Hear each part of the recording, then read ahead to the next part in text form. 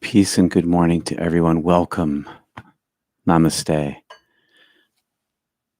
I'm Peter Panagore, MDiv, ex-clergy, and this is not church. Mysticism with a Christian accent. Mysticism. No doctrine, no dogma, no Bravo Sierra.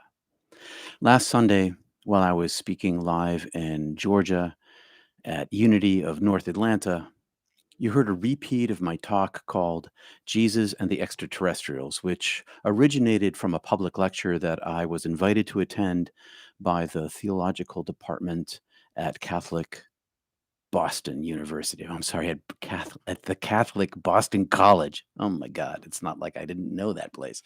And from my first near-death experience. Anyway, I want to say hi to the rest of the folks over here. Hi, David, David, and Tim.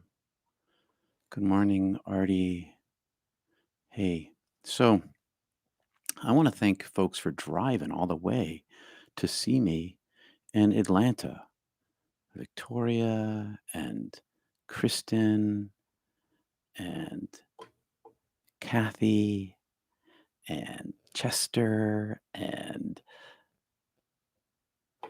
someone else was there too. Anyway, you never should name names. That's a problem. So, good morning, everyone, and welcome.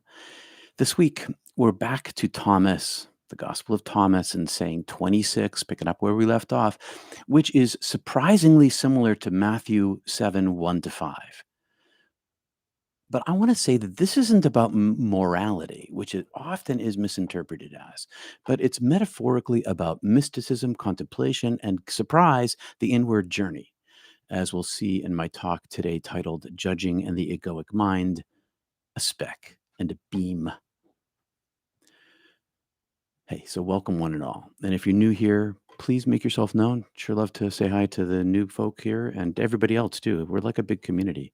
Hi, Rob, Deanna. Rob over there in Wales. And Starshine Designs, good morning. Now, if Not Church inspires you or resonates in your heart, which is the same thing, please like and subscribe and click that alert bell. Let's pause, as we always do here, to collect ourselves within ourselves, and with each other. Centering prayer is more profound when practiced together. The divine flow of energy, which is also called Shakti, the divine flow of energy among us magnifies collectively. I am there, Jesus said, where 2 or 3 are gathered. This is the multiplication factor. We talk about it all the time. The more you practice together, the deeper the meditation goes. The energy, capital E, the power, capital P, the Shakti, capital S, the Christ consciousness, the oneness, the light, the love, living inside all things everywhere all the time, inside you and me, in nature itself, in the universe, inside everything, panentheism, everywhere all the time, is multipliable. And it's experiential. So let's experience the isness a little bit this morning. And we begin with 3 chanted ohms. And I'm trying to readjust myself. Okay, so for this longest time, 20, 40 years, I didn't chant because Christianity didn't like chanting ohms. I started doing it again when I was in the yoga studios of my friends. And so we begin with 3 ohms and we try to vibrate our chests and our hearts and oh, and our throat chakras. We're aiming for our chakras here.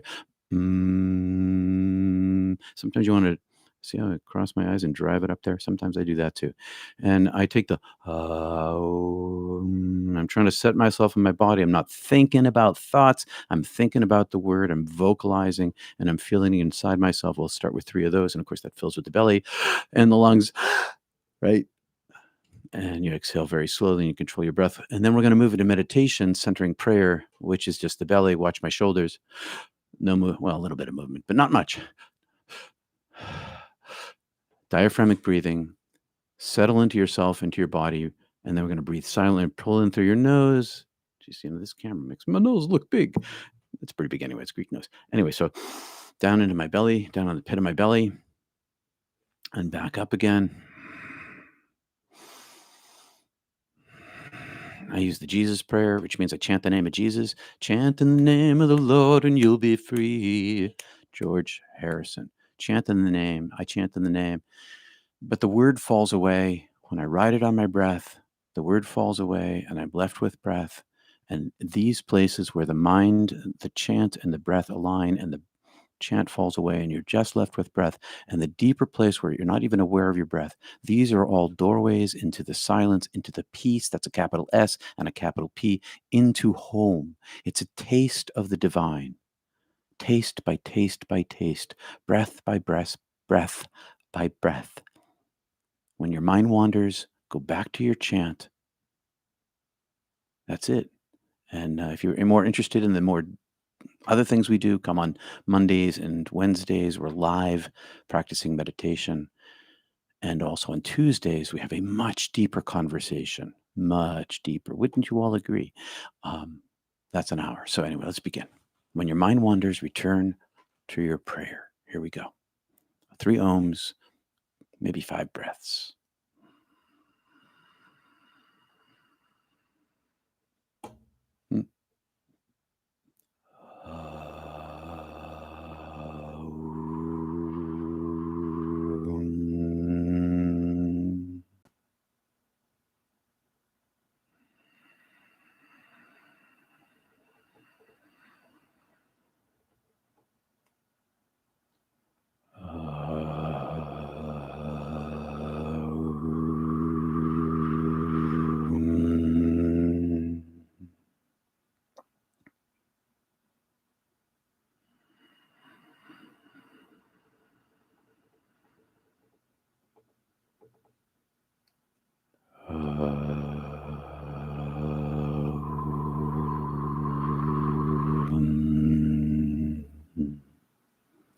Relax, diaphragmic, centering prayer.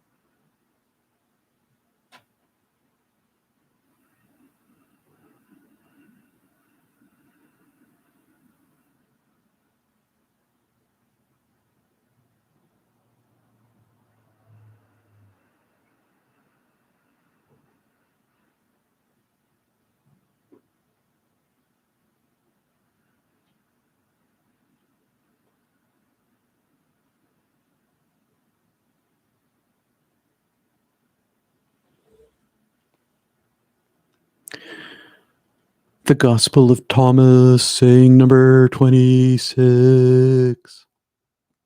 Jesus said, "You see the dust particle in your friend's eye, but you don't see the girder covering your own eye. So, after ejecting the girder covering your eye, you can see clearly to remove the speck from your friend's eye." Judging and the Egoic Mind. A speck and a beam. First, notice the singular eye, not plural eyes. You don't see the beam in your own eye. Not in your eyes, in your eye. He's talking, of course, about the spiritual eye, which is covered over by the darkness of the veil. Secondly, the blind don't see because their single eye is blinded. Maybe it's a log, maybe it's a beam, sometimes it's the trunk of a tree, or even a forest, or just a speck. So, what is the beam that blinds? As Thomas Keating, Father Thomas Keating, Trappist Monastery, called it, he called it the false self. You could call it the egoic mind. You could call it other ideas. If you got an idea what to call this thing, let me know. Say so in the comments. This idea, we talk about it all the time. The story we tell ourselves about who we are is actually the one thing that's blinding us to actually who we actually are. And pretty often there's a forest or a tree or a beam or a log covering that spiritual eye. And when you only see a beam in front of your eye, everything looks like a beam to you, to me. It takes effort to expel this tree trunk.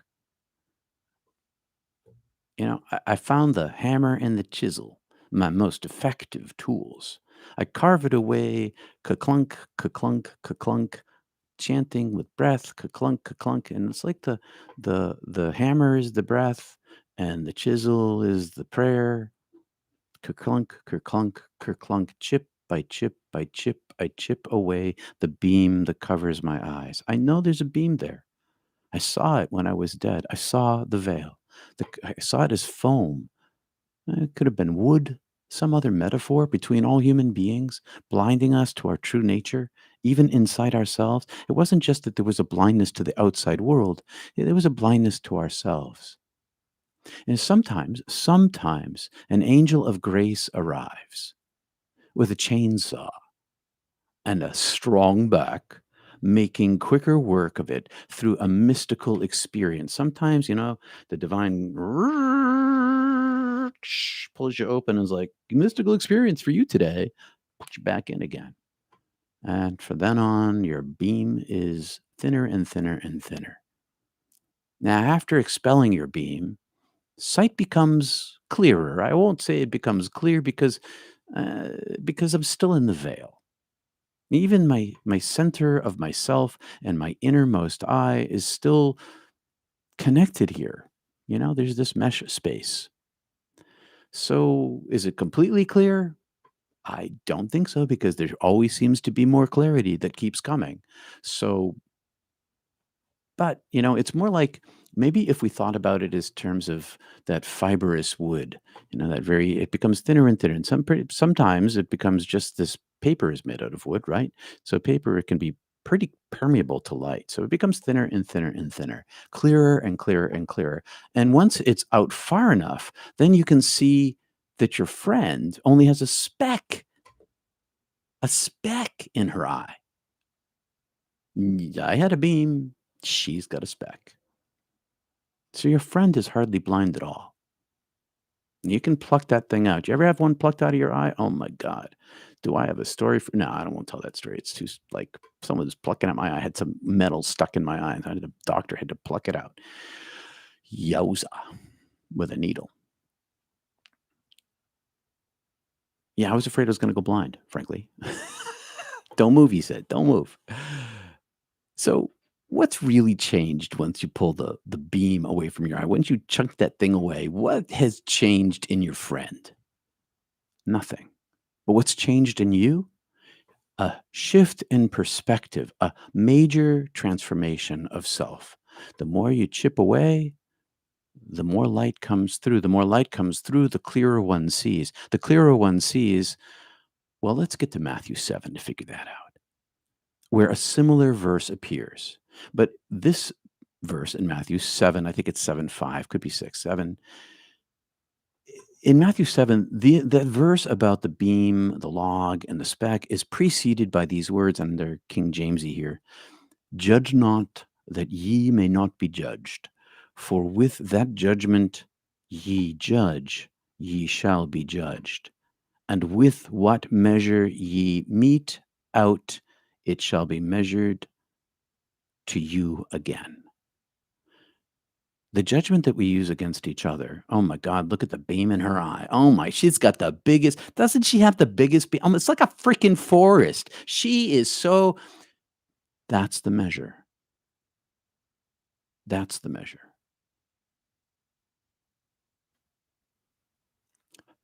The measure you measure others with is the measure you get measured by. This is what happened to me. You give what you give is what you get. What you get is what you give. This happened to me around and around and around it comes. Karma, good karma and bad karma, as if there was only two kinds, like, and no gray space in between. What we do, what we think came back around. At least that's what happened to me anyway, when I was dead. I was measured by the measure I measured others with. I was judged, self-judged, mind you, and self-measured. I was self-judged by the measure I measured others with. I was self-judged by the judgment I gave to others. The judgment I had is the same thing that I judged others in my life with, which is what I judged myself by when I was dead. And this was my karma, which began in my life, that I carried with me. And when I came back, I figured maybe I'm going to have to go through that same fiery sword again. I don't know. But given what happened in the purgative fire of divine love, I don't want the beam over my eye. I want as thin of a piece of paper as it possibly could have. Piece of paper made out of wood. So I, I looked up the sutras and Yogananda because Jesus, he was always pretty short on how to do this. And as I explored, as I've said before, the global mystics agree on at least two things: breath and mental focus, to chip away at the false self. And I began this practice in my life because of what I saw when I was dead. Now, how do we not judge? The beam blinds, creating the action of judgment. The beam itself, the blinding, is what creates the action of judgment, because it not only blinds us from the other, it blinds us from our true selves. And we're stuck in the false self. If you remove the beam, one sees oneself in clarity. So it's not just chipping away to look out into the world, it's chipping away to look back inside oneself. Remove the beam, and one's self will be seen in clarity, increasing clarity. And then you'll see in your friend's eye clarity too. Seeing on the outside comes from seeing clearly on the inside. Much of the work is done with the hammer and chisel, but sometimes, like I said, angel comes along with a chainsaw and cuts out a considerable chunk, and then the water of life flow is less impeded. In heaven, during my self-judgment, I got what I gave. And knowing this as I live, I'm expecting it again. And so I'm enthusiastically practicing while I live, so that when my time comes, if I have to go through the divine fire of purgative love, if that's what awaits me, I carry more light with me. I judge less in my life. Someone said, what about the narcissist? Well, yeah, okay, narcissists are dangerous. Stay away from them. That doesn't mean I can't still see the light inside them. Do I befriend them? Sometimes by mistake, until they hurt me, and then I back away. And if you're in a relationship with one, you can still love that person, but you do not need to be with that person. Just let you know that just because you see the light inside someone else doesn't mean you have to put yourself in harm's way. One can still live non-judgmentally. And I'll explain a little bit about that in a minute. But in the meantime, back here on Earth, after I died, the more we go through this long process of removing the beam, the more clearly we see, the less we judge ourselves and the other's worthiness of the divine. That's what happens when we judge other people. We're actually sort of damning them to damn you to hell because you took my parking space, you evil bad person. This assumes that they don't have a heart made of gold, which is who they actually are. So when we judge ourselves and when we judge others, we're separating ourselves from the divine. We're saying this person's not worthy of the divine presence when they already are the divine presence. They already are worthy of it. So these verses, they're never been about social acceptability or morals. Don't do this. Don't do this because you got a big one in your eye. That's true, okay? But it's not about their morals, because pick a moral that you don't like and judge a person by it, whatever it is, okay? It's never been about that. It's really about the self-judgment. And then what happens in the elimination of the self-judgment is all that rest of that stuff just goes away. It just it just goes away. It doesn't mean that you don't avoid people that are hurtful to you. I hope you do. But the beam that's removed from the eye lets you see that the speck inside of theirs doesn't block the light inside their lives that pours out through their eyes. It's never been about this world of two eyes, really. It's always been about your own inner eye. These verses, they're about the single inner eye. And if you want to remove the beam of blindness to see with clarity, that's why I pick up my hammer and chisel every day. That's why I meditate. That's why I practice my chakra kriya yoga. That's why I've done it for 40 years, because I'm chipping away at the false self so that I can see the light inside myself. I can remove the beam, the girder, the log, the tree, the trunk, whatever you want to call it, and perceive the light inside me. And the more of the light I see inside myself, the less of the flaw I see in the other. All right, yeah, I definitely see flaws. Okay, it's not like I don't make judgments about who's safe and who's not safe to be around, right? That's not what I'm talking about. The flaw of their humanity, the flaw of their DNA, their cultural context. When there's only a speck to be seen in the other's eye, there's a lot of light that pours through. In Thomas, as in Matthew, Luke, and John, Jesus frequently talks about the single eye, your single eye, his single eye. Mystics teach through the wisdom gained in their mystical experiences.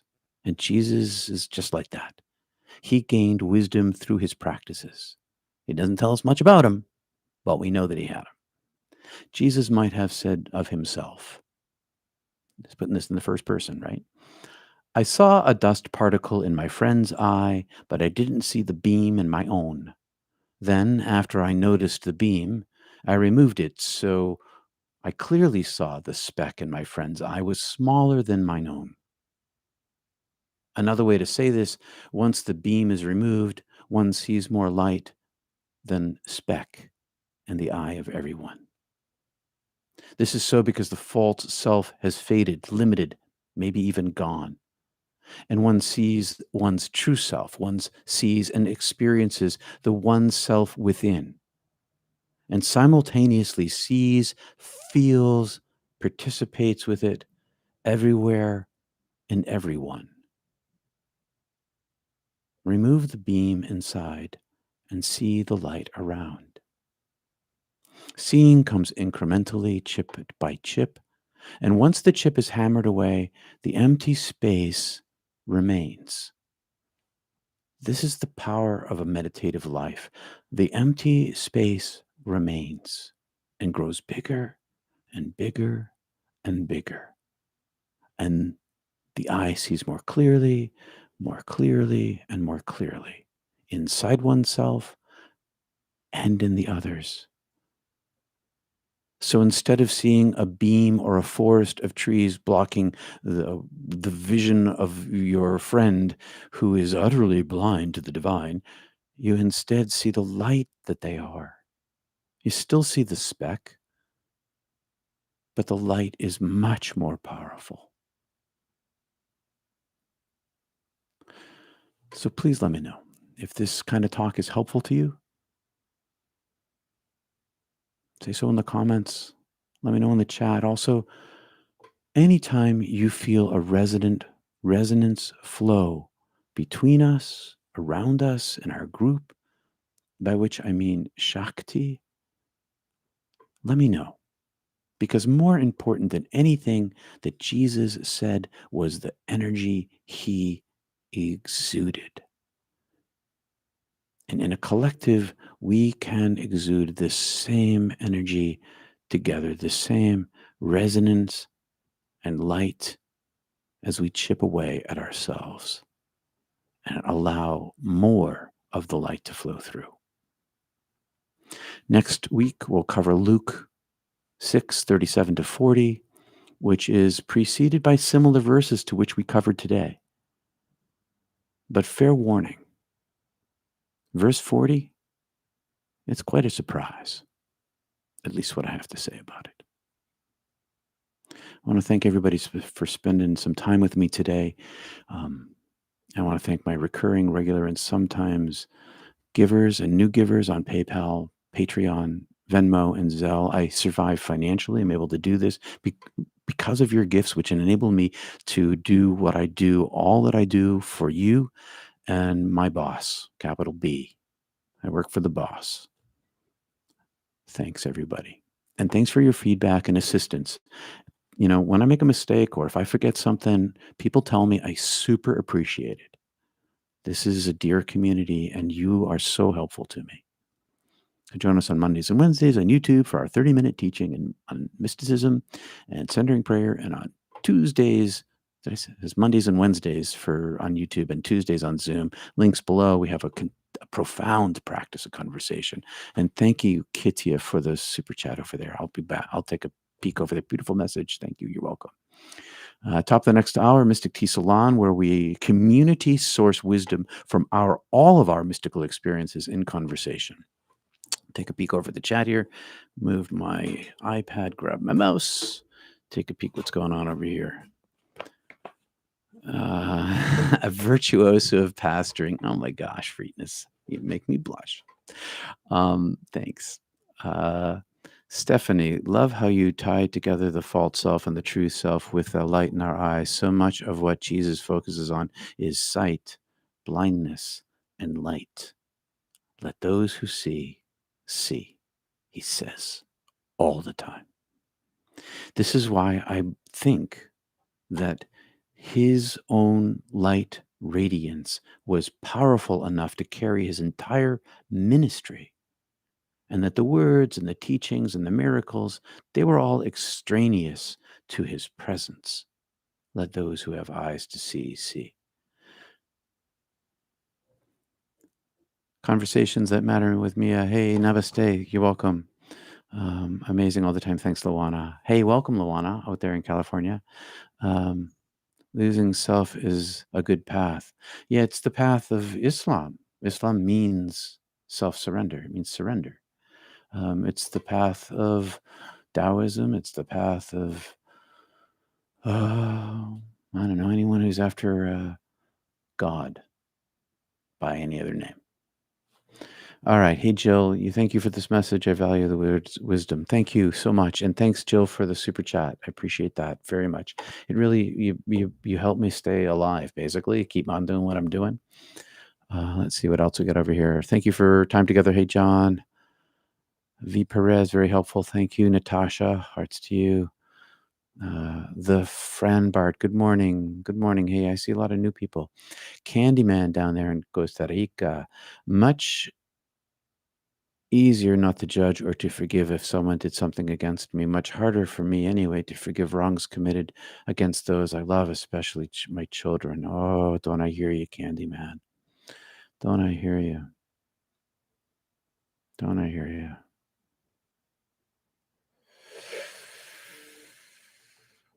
Keep digging away. People who've hurt my kids, people who've hurt my friends, the forgiveness that I release myself from, the burden I release myself from when I see the light inside of them is the weight I carry and the bitterness or the anger that I carry inside myself. I don't trust them around my kids again. And sometimes it goes further than that. Or I did. My kids are all grown up now, right? So, but yeah, I know what you mean. But I tell you, truly, the deep, deep, deep, deep, deep down on the inside, there is a place inside of you when you will see their soul the same as yours. It's totally true. Hey, Kate, thank you. Stephanie. Hi, Stephanie. Hey, Kate, thank you very much for the super chats. Much appreciated. Don't forget, top of the hour, 11 o'clock, link below, Mystic Tea Salon. I may actually make tea today because it's cold out. Let's see if there are any other comments or questions. How many can say, well, back when I was dead? Well, back when I was dead. It is kind of funny to say that out loud now. I used to not say that. Angel with the chainsaw. Oh, yeah. Thanks. Best analogy of a mystical experience I've ever heard. Yes, angel with a chainsaw. And the first time the angel came to me, it was a loud chainsaw. I don't think it had a muffler on it. I now have a battery one that's much quieter and safer. Oh, Master, let me walk with thee, says Judith. Because Christianity didn't like chanting ohms, Michael. Yeah, they don't. They're like, but in the Greek church, the priest would always say, Amen. Instead of Amen, he pronounced it Amen. And he'd always sing. There was all this singing and there was all this intonation. I'm sure that his heart was vibrating. So no ohms, but at least in the Orthodox Church, they chanted the Amen. And that was kind of vibratory. All right, my friends, I'm going to skim to the bottom. Truly, oh, wait a sec. Also, struggle to forgive those who hurt my children and grandchildren. Yeah, the forgiveness isn't like, I forgive you for hurting me. Words to be said, of course, but the forgiveness really is the recognition of the light itself. That's what the forgiveness is for me, anyway. I don't have the human strength to forgive those who have very much hurt those people I love. Instead, I fold myself inside the light, and then with those people, I see the light inside of them. I still keep them at arm's length. I don't let them near my kids, etc., etc. I still see that what they did was hurtful and harmful in their physical selves, but their physical selves is this temporary thing just like ours. And the deeper one folds oneself inside the light, the less that is true of my own self. The less I see of me, the more I see of thee. The less I see of me, the more I see thee in the other. That's how it works, at least for me.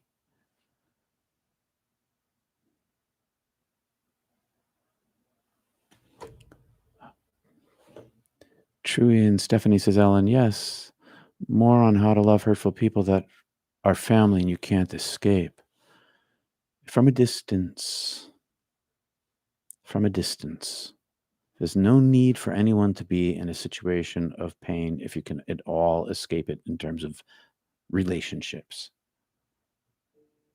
Well, maybe you want to talk about that privately. Maybe we can talk about that, Sandy.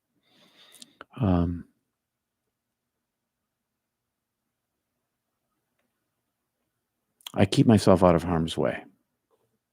I avoid people who continually hurt me. And I dive inside myself where I cannot be hurt. And I do get hurt, okay? I definitely do get hurt. People hurt me. But I dive inside myself and see who I actually truly am, my true self. And in that space, there's no pain. There is no hurt. There is only this light. And then this light carries back out into the world. And it is a practice, okay? Again and again and again and again. And with my family too. You hurt the ones you love, you're hurt by the ones who love you. And sometimes it's pretty bad. Greetings from Glasgow on what would have been my darling Gwen's birthday, visibly gone but invisibly present, Maggie. My condolences, and I know that you see her in light. Holly, hugs to Maggie. Victoria, hugs to Maggie. V. Perez, the light is our natural goodness. It is our natural goodness. Candyman, thanks. You're welcome. Forgiveness is seeing the light inside them. Beautiful visualization. It is. This is then the only way I can do that is the deep. Well, not the only way, but a way that I can enhance that is definitely by seeking it inside myself. It's so comforting to think that hurtful people will see what they did after they die. Yeah, I guess. I hope they see it here.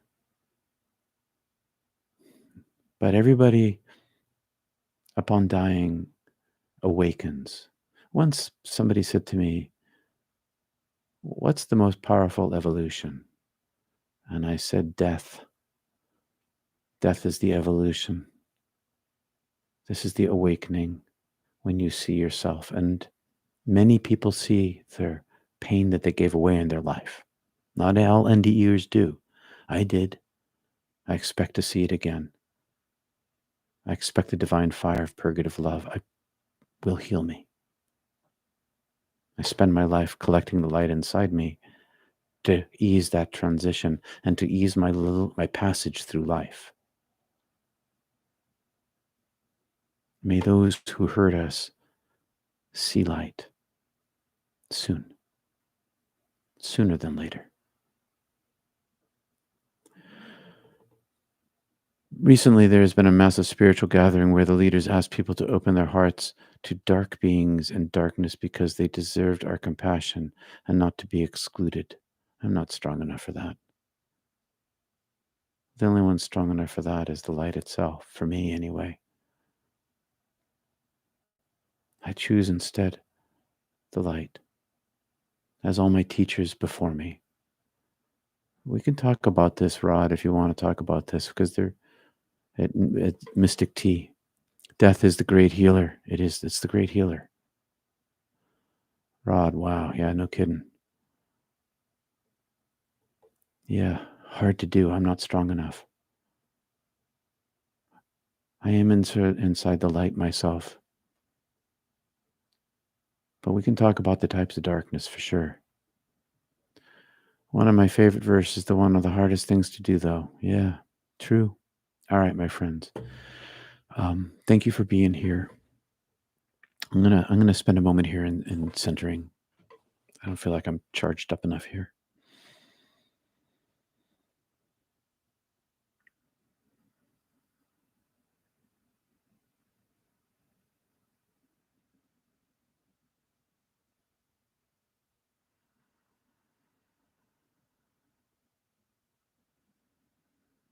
I do breathe in the pain of the world and exhale peace. Tonglen, let's breathe in the pain of the world and exhale peace.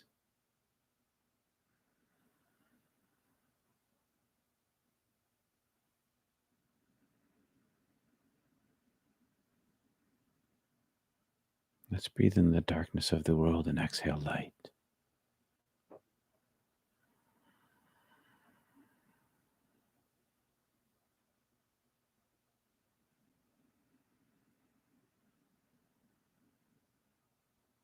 Light to light.